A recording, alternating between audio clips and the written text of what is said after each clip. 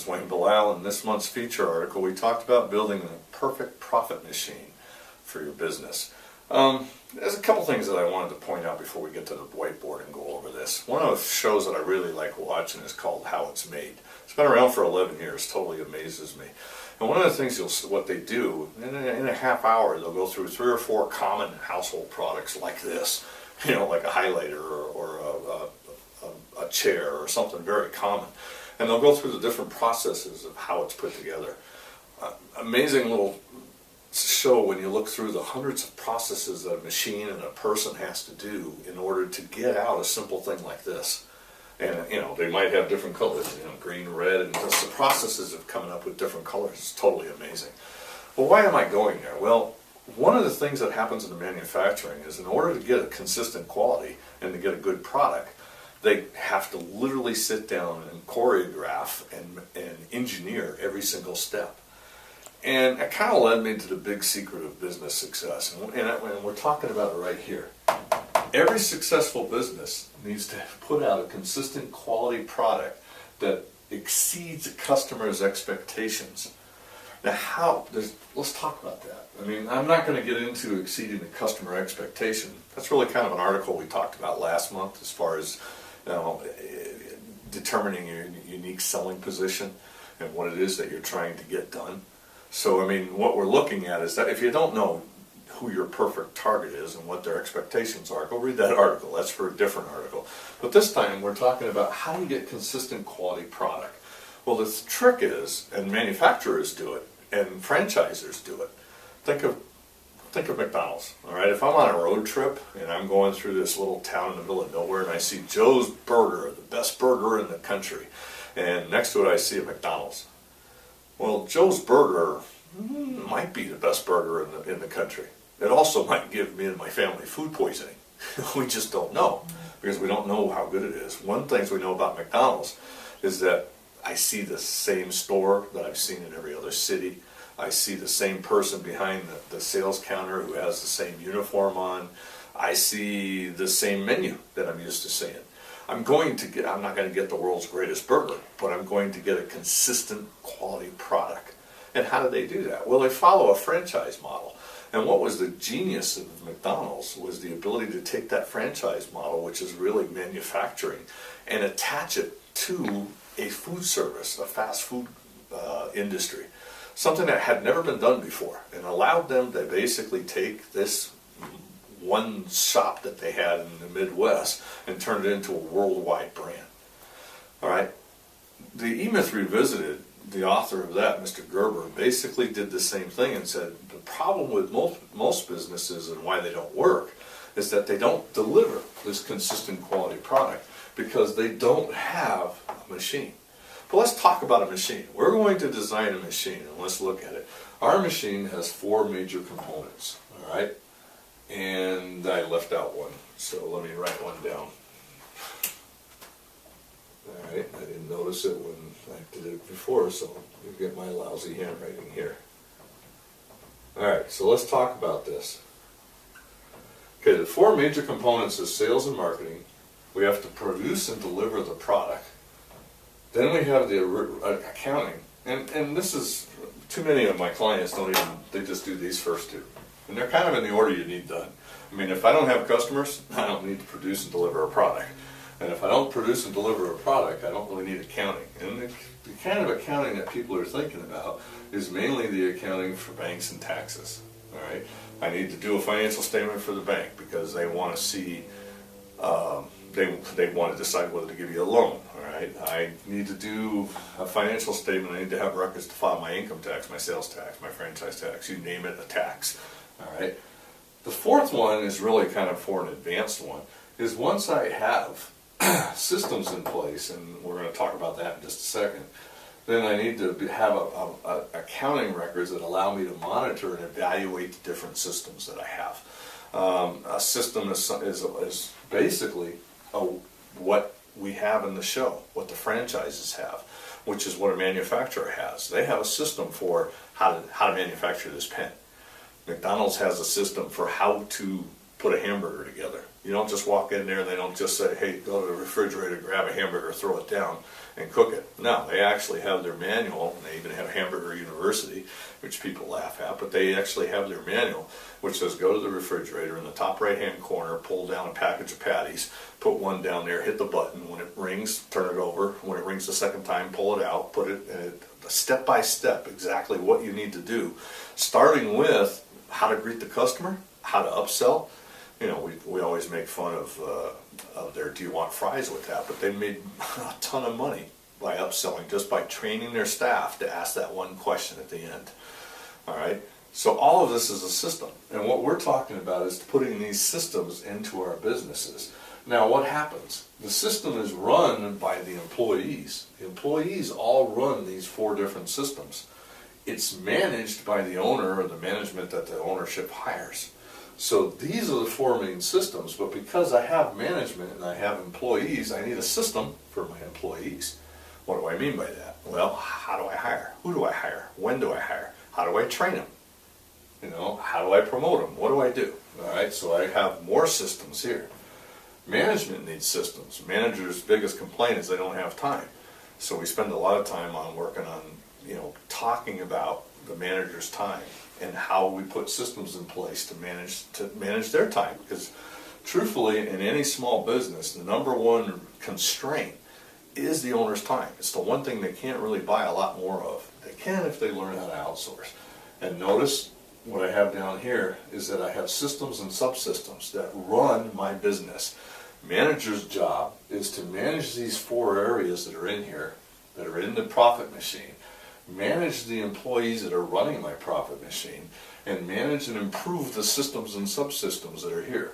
The manager's job is not really to go out there and do the work. Their job is to manage. And as you get bigger, that's where we're at. Now, problem. Like any manufacturing company, it pulls in some raw materials. And let's talk about some raw materials that we have over here. And the raw materials really are you. It's the employee, it's the manager, it's the owner, it's the business owner, the person that founded the business.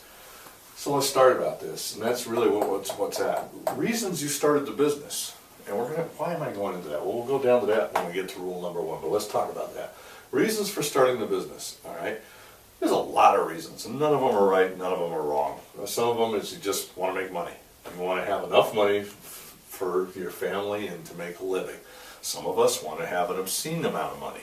That's fine. There's nothing wrong with that either. If you're going to do something well, you might as well get rich at it. You know? Some of us want to serve our customers, and that's why we started our business. It's very often I see somebody that worked someplace and didn't like the way their old job handled their customers.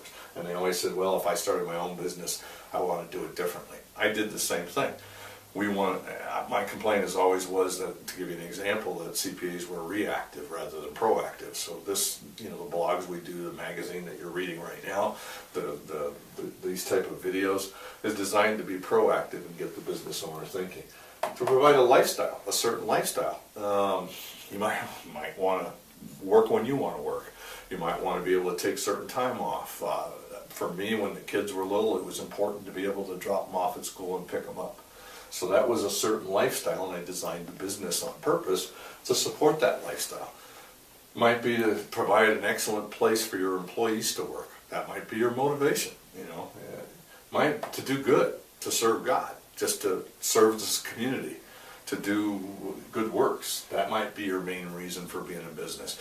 You want to have a profit so that you can do more. That's fine. None of these are wrong. Now, what you add to that, we're not done with the raw materials, is you add your goals and beliefs, all right? Now, why is your beliefs important? Well, you know, all of us have beliefs, and we want to design the system, the business, to support our beliefs and our goals. What is our goals? Let's talk about the beliefs. If you believe that all customers should be treated the same, then you're going to design your business differently. If you believe, I think that's a bad belief, because not all customers are designed equally, but that's, again, I'm not here to judge. If that's what your job, if that's what you want to do in your industry, nothing wrong with that. And in retail, maybe that is a good thing. You know, if you're owning a coffee shop and you believe every customer coming in the door needs to be treated the same, power to you. But a belief, another type of belief is, you believe that good work should be rewarded. People that work harder should see more of the reward. So that might be something that you build into your system. All right, your goals. If your goal of the business is to grow the business and sell it in 10 years, you're going to operate that very differently from a business that your goal is to just have a job. All right. So you need to know, because there's certain things that you're required to do if your goal is to sell a business. You really need to have systems, because somebody who wants to buy a business wants to buy a turnkey business, which means they don't have to work in it. And the only way to accomplish that is to have systems. If you're planning on having a second or third shop open up, guaranteed to not succeed unless you have systems. But if you're just happy with one place and you're doing all the work, you don't really need the systems, because you know it all. I mean, you're the one doing all the work, so it really doesn't matter. You need then a strategy that takes your reasons for being in business, the goals that you set for yourself and your beliefs, and your strategy is how you're going to get there. You design your machine, your business, you design these 4 areas to support these. All right? Support all these 3. You have to design your sales, your marketing, how you produce, what you do, what employees you bring in to provide, to support the reasons for starting the business, your goals and beliefs, and your strategy, which leads really to rule number 1. All right. Rule number 1 is that the business machine that you create must support the 4 raw materials, or you will sabotage your success. And I said 4, I only covered 3, because the 4th one really is really not as important, because it is. Don't get me wrong. But how much money you need is completely determined by these things. If your goal is to make a national company, you need investors. If your goal is to and you need a lot more money than if it is just to create a job for yourself, or a small mom and pop. All right. Where do you get the money from? Well, investors, loans, profits that's reinvested, or the owner puts his own money in. Okay. Rule number 2, really, and I didn't write it, so this one's my fault.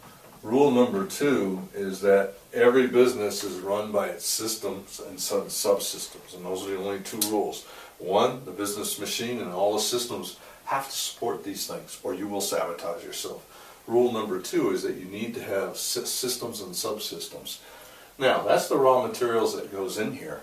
What happens? Well, what it produces, all of this work goes into doing just these 2 simple things. Which is, and they're not that simple, which is providing a consistent quality product that meets or exceeds the customer's expectations, wants, and needs. I mean, it's that simple. And if you don't do those things, you don't have money. I mean, you just don't have sales. If you do those things, the results are massive profit. Now, I make this look really simple by putting it up on this one drawing. This isn't simple. This type of designing and putting together a profit machine is not as easy as opening a business. Opening a business, I open the business. I go down, get a federal ID number, put the money in the bank, hang up a sign. I'm in business. The problem is there's a big difference between opening a business and having a profitable business. And I found that out the hard way. I mean, everybody that I deal with over the 30 plus years, I've dealt with thousands of business owners. Excuse me. And every one of them will tell you that it took them a long time to get from just starting in business to getting a business that made profit. I, like them, have said many times that if I had to start over, I could get back to where I was in 5 years rather than 20. Why? Because we learned how to build this profit business. It's a big difference. Like any other building, and I picked the word building it on purpose, because think about the building you're in. All right. Somebody didn't go one day and say, I want to have this office building, this company, this manufacturing plant, and go, and it's there. Well, it only works on TV. It takes 6 months to a year from the planning stage to the architectural stage to buying the property, financing it, leveling the ground, putting in the foundation, the slab, putting up the side walls and all the stuff that's involved in it, and then finally getting the exterior done, finally doing the interior, finally getting it done, inspected and passed off on, and then 6 months to a year later, you have a building that you can use. Why do we expect to have a business that requires no work? Why do we expect to build a profit machine and just have it like that? That's the biggest mistake that business owners make. And what we're trying to do is that's the whole purpose behind this magazine and the monthly coaching product, that we give you the homework already. So the homework is in there. At the back in the last page of every issue since August, the homework has been in there. In January, in the December issue in particular, watch out for our announcement where we announce the monthly profit building coaching session, where what we're going to do is start helping you put together this profit building machine. Until next month, let's make this our most profitable year ever. Thank you.